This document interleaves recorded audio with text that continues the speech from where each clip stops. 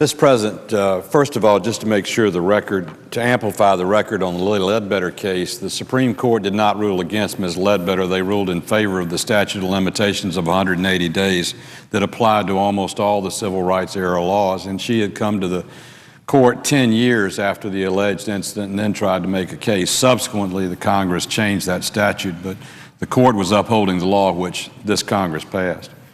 Secondly, I rise reluctantly to oppose the nomination of Craig Becker, and I do so based on experience, not based on a whim, not based on politics, but based on what I've experienced in the past 6 months in terms of confirmation in labor-related positions.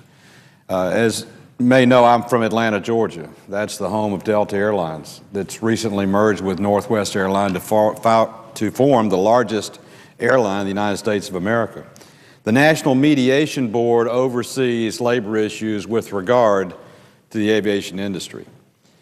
In the merger of Delta and Northwest, it's a merger of two different companies with different cultures, Delta less organized, Northwest more. One of the major questions about that merger as it related to labor law would be, what would the law be to govern an organizational vote, in this case of the flight attendants? Northwest flight attendants were organized, Deltas were not. For the 75-year history of organized labor law in the United States of America, the principle under the National Mediation Board called for a majority vote of all members of the company in the employee class, meaning if there were 1,000 flight attendants in the class, it would take 501 votes to pass a motion to organize. As we considered the nominees for the National Mediation Board in the HELP Committee last year, I spent extensive time questioning the nominees that were nominated as the two Democrats for this position on this very issue, wanting to try and ensure that we had what Senator Durbin referred to, and that's absolutely equal treatment and not a bias in terms of determination of labor decisions. I listened to these appointees over and over again say they would be fair, say they would not be biased, and they did not have a preconceived position. Within weeks of being, and I voted for them, within weeks of being seated, they passed a resolution 2-1 to change the 75-year-old law in the front face of an organizational vote getting ready to take place, to change the 75-year history of a majority of the total number of employees in the class to a simple majority of the number of people voting in the class, which meant, in the case of the example I gave you before, if there were 1,000 people in the class under existing law, it would take 501 to organize. That's fair. By changing to a majority of those voting, if only 100 of the 1,000 voted, it would only take 51 to vote to organize a class of employees within a company. That's a shift in the balance between labor and management.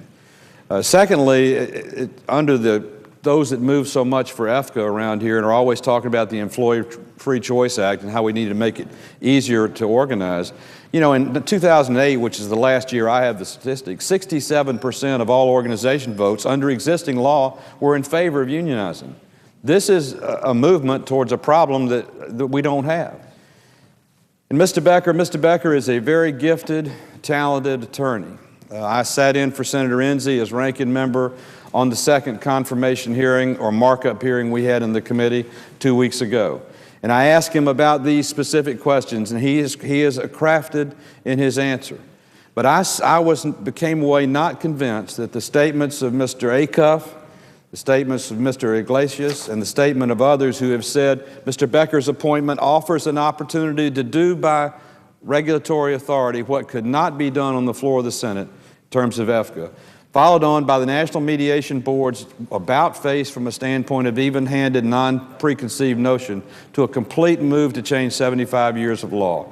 Then out of an abundance of caution, I'm going to vote against the confirmation of Mr. Becker in hopes the administration will send a more convincing nominee to the floor that's committed to the equal treatment and the balance between labor unions and organized labor and between management in this country. Mr. President, I'm grateful for the time, and I yield back.